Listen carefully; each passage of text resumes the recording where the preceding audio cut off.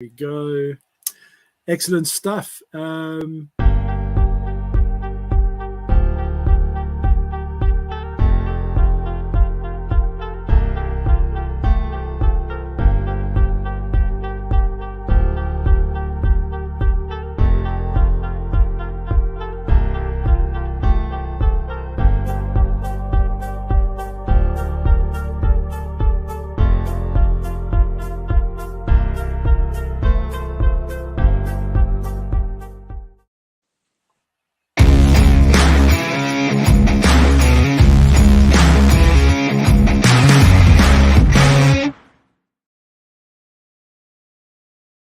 Well, good morning, good evening, good afternoon, wherever you are around the world. And thank you for joining us this afternoon on Life Hacks with Mac on my mini-series with Alessandro Ferullo, who is talking about all things Qigong and the incredible benefits thereof. And today we're on the third episode and we are talking about how can I avoid overwhelm.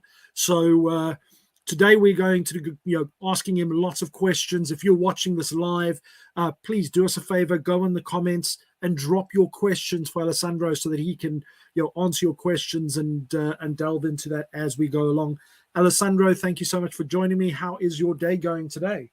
Good. And I'm not sure if I can see the comments, but if you can see them, you might read them out, and I'm very happy to answer them. But I was feeling a bit overwhelmed today, so it was a good day to do my practice, which is partly Qigong, but actually it's just things that many people here, I'm sure, can do easily enough. Like, earlier when I had so much going on today and meetings and this and that, I thought I'm going to go out for a walk in nature. I'm going to leave my phone at home, which is highly unusual for me. And that's a big risk, isn't it? Well, the thing is, look, I'm sure it's rare these days. People think, God, if I leave my phone, I won't exist anymore. But actually, it was amazing just for 20 minutes, half an hour, to know that nobody could get in touch with me. I couldn't hear a message. I couldn't get, notifications, which get get your adrenaline up. There was nothing, just silence and walking, knowing when I come back, if there's messages, I can listen to them. And that was partly letting go of doing too much or trying to do everything at once. So I think that's, my first tip is to pause the phone or turn it upside down, put it on silent, and just settle our energies, which we can talk more about as we get into this. Excellent stuff. And, just on those few points, I mean, we're only, what 2 minutes in? And already I'm sitting here and I'm thinking, I'm not sure if I am stressed just thinking about the fact that I need to leave my phone somewhere. But I know that, the overwhelm is something that creeps in so much that it becomes part of life for a lot of people. And it's almost like it's difficult to, differentiate between what is normal and what is overwhelm. And when your normality or your everyday process becomes a state of overwhelm, it's very difficult to tell that apart and actually gain some form of normality and balance again. And what would you say are the signs people need to look for when you should be worried that you've reached that state of overwhelm where it's not a good place to be? Yeah, I think it's observing maybe the emotions, how do we react to people or situations? And sometimes we overreact or maybe get angry quickly or upset or with ourselves. I mean, just an example. I know when I'm not in good shape, if I walk past the door and the door walks into me, I get really angry at the door. And then I know there's something not right. The door walked into me. Then I know, hang on. The door did not walk into me. I walked into the door and I'm angry with the door. So, ironically, I can relate to that because last night I screamed at my wife and she said, "What did you say?" I said, "Watch out for the fridge." She said, "What are you talking about?" I said, "The fridge just jumped out in front of me." And exactly that, because I just wasn't paying attention and I looked up and I was like, "What are you doing?" So I get that very much. Yeah, so I think being a bit more serious, I think the signs are that when we are just on the go all the time and doing one thing after another, but actually not really working on either, what our true calling or purpose is. In other words, if we're not having joy in what we're doing, but just doing lots of stuff, Yeah. it's good to just pause and think, actually, what are my priorities? And just breathe and pause, and we'll do a bit of energy work in a few minutes to actually tune in with ourselves. And I think I've got like an ABC to check of what we can do. And A is awareness. Just stop everything. Sit down or stand like I'm standing at the moment, and just B is for breathe, and just go into the breath and settle the mind down. When the mind is too busy, as we said last week with the muddy water, the mind can't really look at priorities or what needs doing. It's just trying to keep up with stuff, firefighting.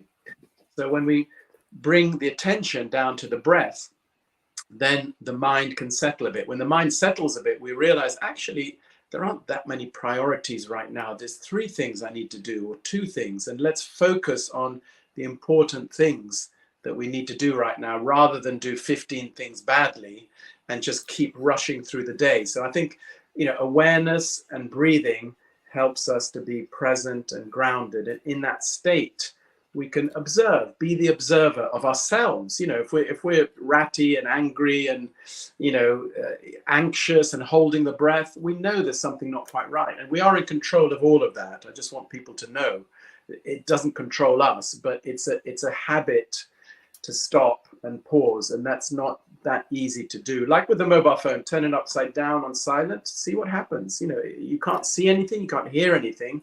Suddenly you've got space. In the space, you can be more creative with solutions, and certainly, focus on your health a bit more. It's an interesting concept because, several years ago, I was, everything that you're talking about now when it comes to the overwhelm, trying to do 15, 20 things at once, your mind being all over the place and feeling almost obliged that when that phone rings or there's a message or there's a sound. Oh, have we lost you there, Alessandro? Oh, there we go. You're back again. Your image disappeared for a second. But there's that feeling of almost obligation to be answering that call now, or email now, or that text message now. And we almost start coaching those people around us that we automatically, we always responding. Therefore, the expectation, we're training those people around us to have that expectation of always being available. And when you talk about that overwhelm being present, I mean, that's quite a difficult thing, because I know, a lot of people are either sitting there thinking about what happened yesterday that they're trying to fix, or sitting worrying about tomorrow and what they're trying to do there, that very few people spend time in the present. And, this is where I want to know your magic about how do we, those ropes that are pulling us forward and backwards in time, how do we just stabilize that and just be? What are your suggestions, and how does Qigong help us with that?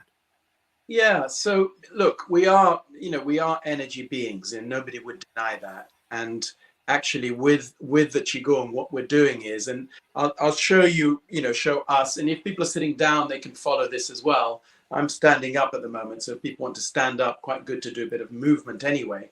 But actually moving the energy down through the body towards the earth.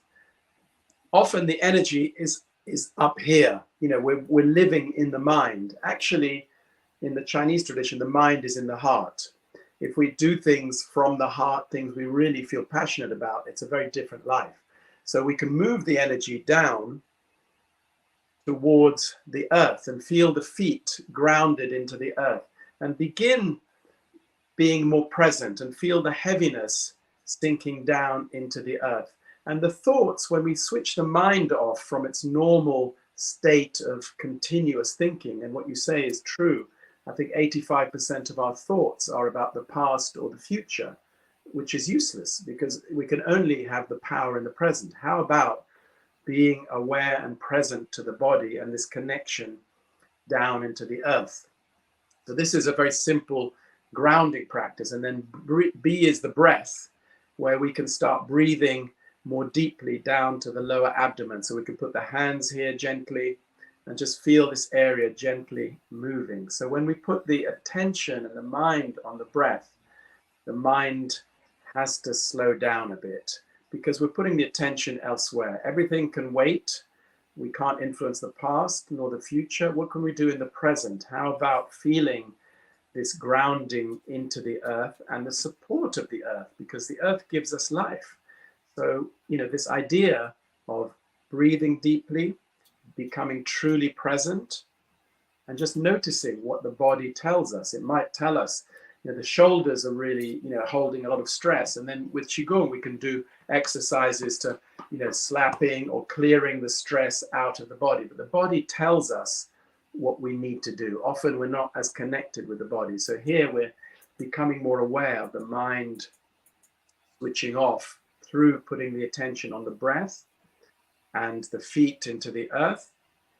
And as we talk, just feel a bit more relaxed, a bit more settled. Or if people are listening, even if you're in a meeting with colleagues, often when you put your mind and attention on the breath and feeling the feet into the earth, everything settles down. But often we're working or functioning from mind, and the mind is, unfortunately not our ruler. The heart is our ruler, and our energy is, truly what guides us and what keeps us healthy, not the mind. The mind has its functions. It's very useful, but ultimately, I don't believe it has the solutions to our, to our health. I think the solutions are in staying present, staying connected, and choosing how to act rather than react. And when we get into a deeper state, we have a choice. We can just observe more. It's really powerful, what you're saying there with regards to being able to observe more. And I think, around the observation bit is a part. It's similar to, I guess, the skill of listening, that very few people are that tuned in because they're thinking, what should I answer? What's going to sound good? Thinking ahead all the time, or looking at the past for signposts of, am I on the right path, rather than being present in that moment and really listening to what's going on in that moment. And when you talk about, and I want to take a few steps back if that's okay, when you talk about things like breath, and it sounds a bit ridiculous to a lot of people. Are like, well, when you're born, you automatically start breathing, so it's just you know how to breathe. But in one of our last conversations, you mentioned the difference in watching a infant breathing as an example, where they breathe into their stomach as opposed to then only into their lungs. And that's a major part that people generally get wrong, and that will regulate how they're feeling during the day and how they're responding. So talk to us a little bit about breath and the importance of at least being conscious of how you are breathing. Yeah, breath is such a key area. And, when people do, things like mindfulness, I know is coming into corporate, into companies, which is really good. It's now a proven science, even though it's been around 2,000 years in Qigong and yoga, but it's now a science, so it's accepted. So a lot of these things that have been around for ages, now people are realizing the power of the being mindful of the breath usually. And the breath is such an amazing tool that we can train, because we forget, we think it's just, it's happening for us. Yes, it is, but we can train it so that, for example, if we breathe fully through the body, basically we're improving our circulation. It's more oxygen to the brain. We're oxygenating the system. The brain is working better and the whole system benefits. But when we're tense or overwhelmed, for example, we tend to hold the breath often or breathe very shallow. So the body's being starved of oxygen. The mind is also starved. And so we're not functioning, very well. So there are many different types of breathing. I mean, this was just one simple way to remind ourselves where we breathed as infants. And, when people have trouble sleeping, often I try and get them to bring the energy and the breath down to the lower abdomen, which actually settles the mind quite quickly. So just being aware of the breath, and that could be just a mental switch. It doesn't have to be, it's not a meditation. If I'm with somebody and recently, I won't mention someone in my family, but sort of arguing a lot, and she always thinks she's right, and I just started breathing deeply, and suddenly I was in a much deeper state, and I didn't need to get involved in that whole exchange of tension and energy. So the breath is a real key to the mind functioning better, the body being more oxygenated, improving our circulation. A lot of things can improve by training ourselves to breathe more efficiently in daily life. And when we relate to people, I think you made a really good point. I mean, the mind often, even before I finish this sentence, people are listening and trying to imagine what I'm going to say, or think they know better, or this is a load of rubbish, because the mind works a lot faster than the mouth and the sounds. So when we're truly present and we're curious, the mind is more open. I have no idea what he or she is going to say. Let me be open to listening. But the mind has these filters. And I heard somebody say that when we're listening, we all listen through our own filters. And sometimes if we hear 10% of what people are saying, that's being very generous because of all the filters we've got. Like he's wearing a weird t-shirt, he's Italian, he's on LinkedIn Live with Matt. All these filters are like, I'm not listening. When we take off the filters, are truly present, magical things can happen. The mind is more open, we get more inspiration, our health improves. So breath is a big key to being present, being healthy, connecting to others better, connecting to ourselves, and everyone benefits from sort of deep breathing. So at some point maybe we'll do a practice around that, but it's quite hard. Yeah, that would be great to talk about it. But I think it's a key to being present and just being aware and listening fully to people, especially I think when people are working in office environments, they're not really open to listening to colleagues or bosses or vice versa. It's really important to cultivate that kind of presence.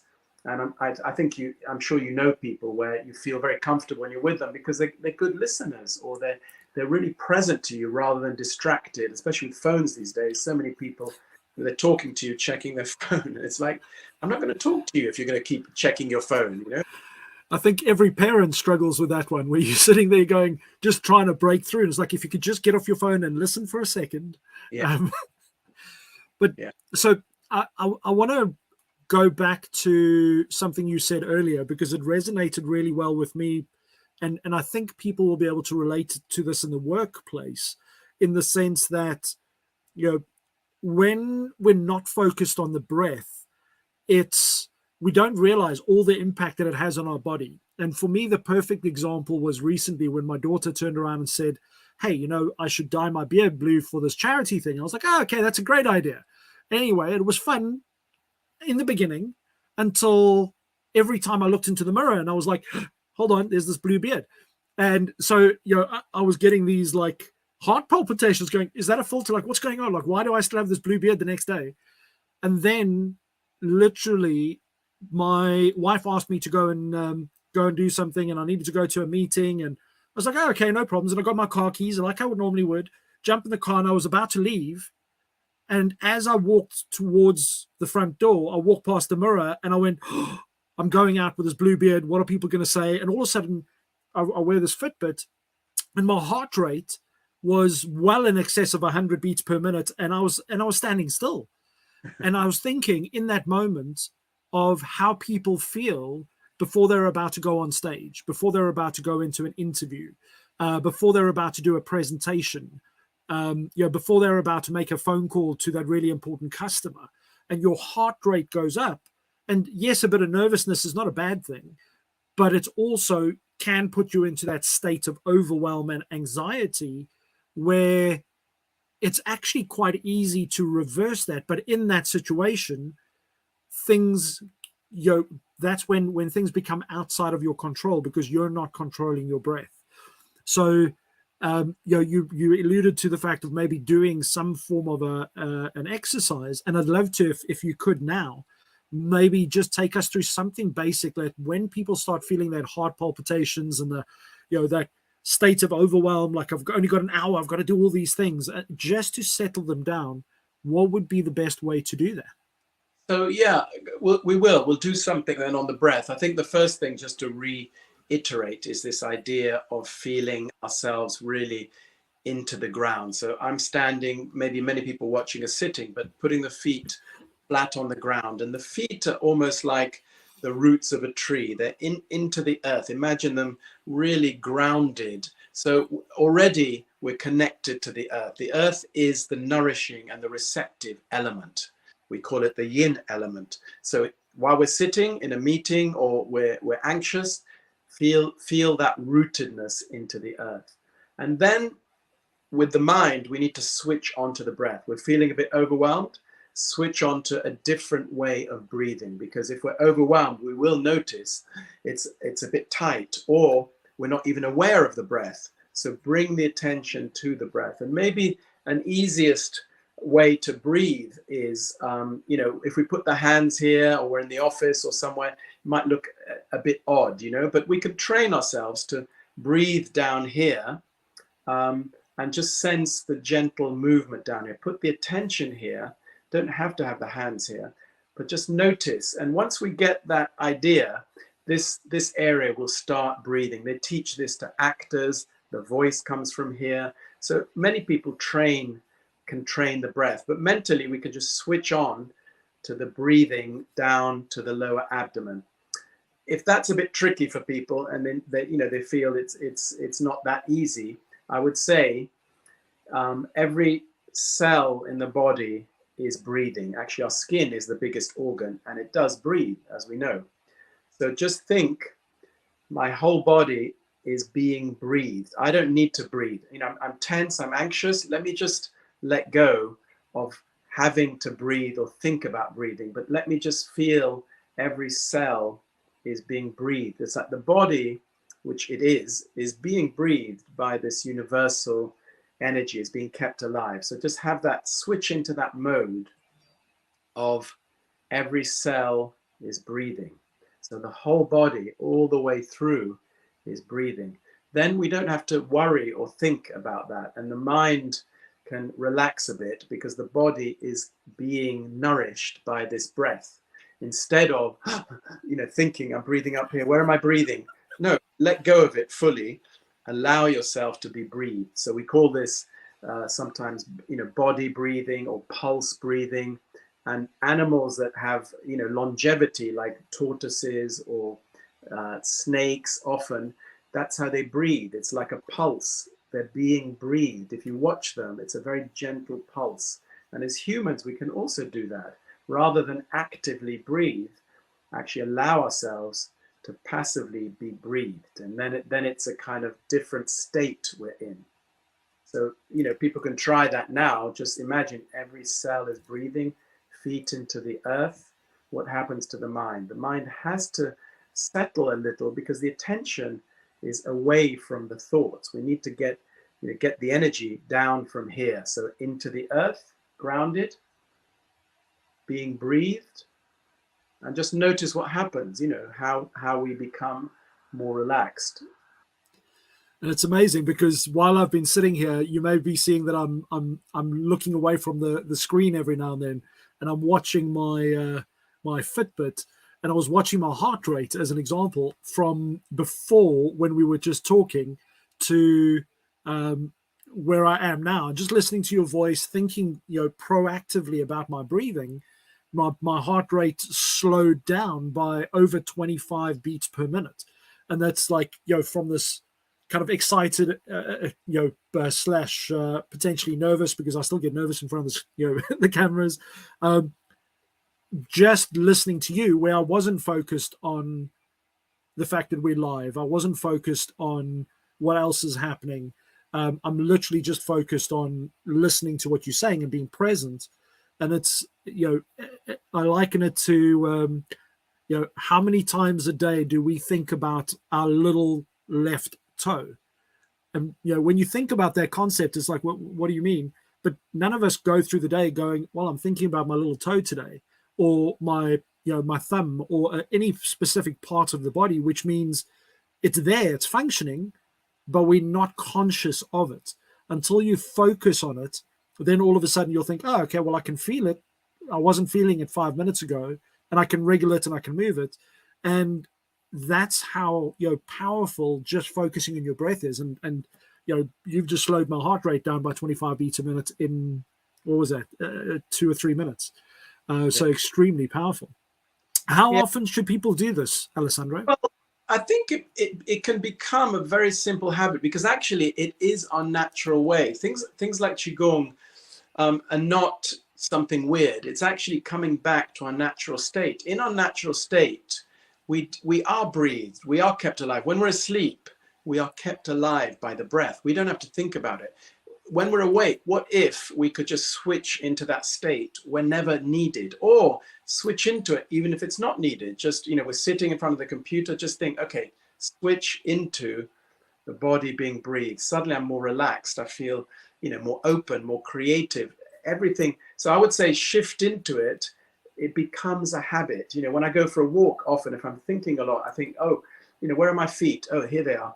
Feet into the earth. Suddenly I feel more grounded, more connected, and I feel, grateful that I've got legs that work and my body works. And then, it's, I think I love my favorite quotes. One of my favorite quotes is Thich Nhat Hanh. He says, the miracle is not walking on water, it's walking on the earth.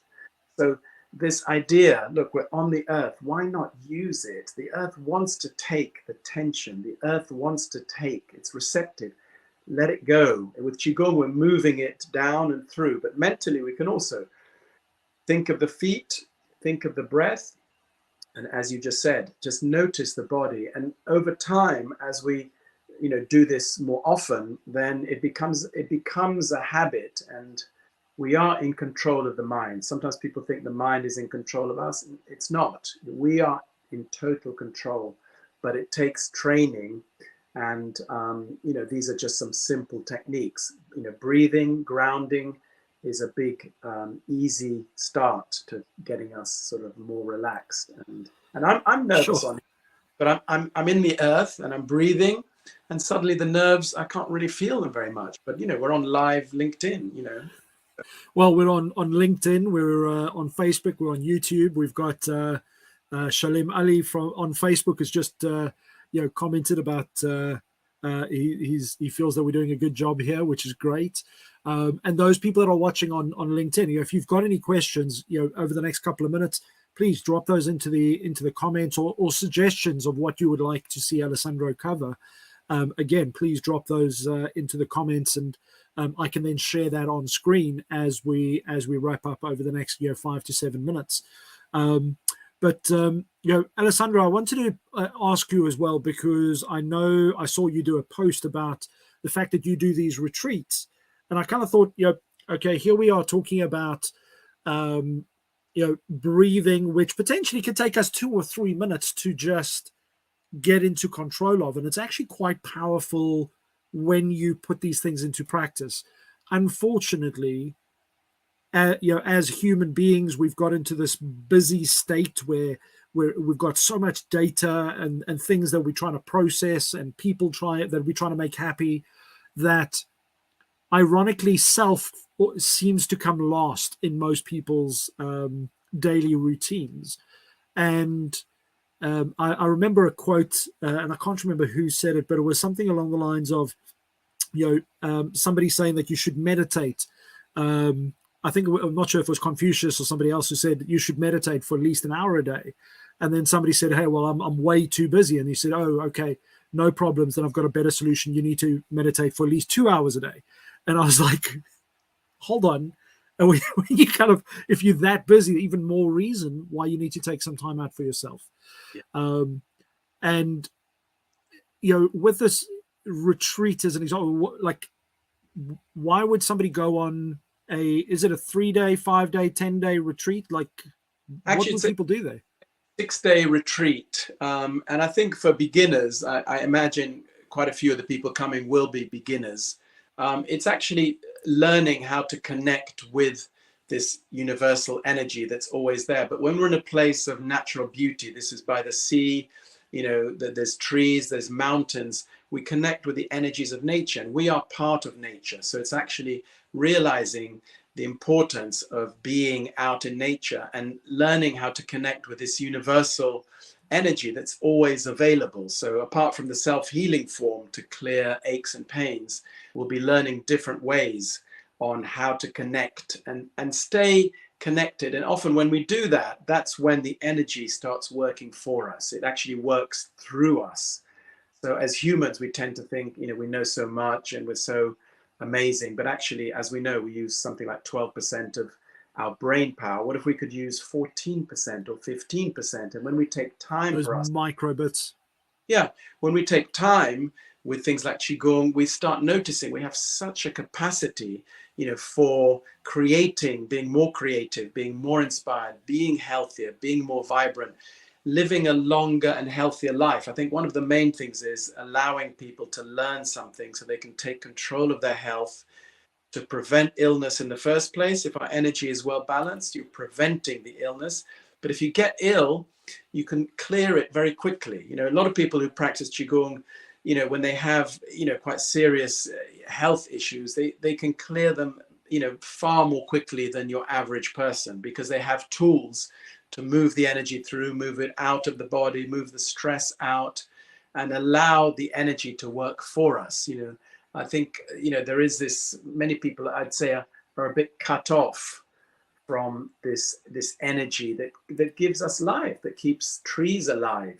Trees reach up, absorb the energy from the heaven, from the earth, same as us as humans. So it's just reminding ourselves of our natural abilities, which often, especially during these last couple of years, have been very literally locked down. So it's to open up again and say, right, I want to fulfill my potential. I want my mind to be, inspired, my body to be healthy. So rejuvenation, recharging, rebalancing, boosting the immune system, all these things will be taught on the Sardinian retreat. Oh, it sounds amazing. And Sardinia is such a beautiful place in the world as well. And they get to spend time with you, learning from a master who's been doing this 35 years and still learning, which I love that. In one of our first conversations, you said, as I learn about, and it made it sound like it's something new that you're kind of exploring. But in the meantime, you've been doing this for over 35 years. So I'm just sitting here, and I want to kind of give out some of my personal feelings of when I first heard about you and what you do and how it works. Very skeptical, because I suffer and have now for 15, 16 months with long COVID. And when I got told, you got to try something else, and I was like, oh man, I've been to clinics and all these things. And then I spent one session with you where my family thought I was losing the plot, standing outside in the garden, breathing, moving. And then the rest of the day, I felt like I was on steroids because I was just like on such a high energy level.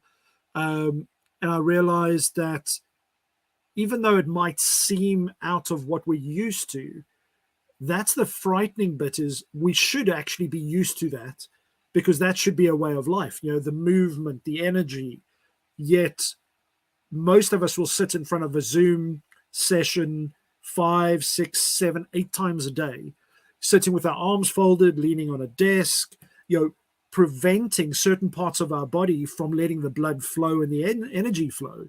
So actually, from a logical perspective, we don't realize how sitting like we are now, in 3 months, a year, 2 years, 3 years from now, causes damage to our body, that if we have this movement and this process of letting the energy flow, will allow, I guess, the elasticity in our body to be able to continue performing better than it does when we don't make time for it.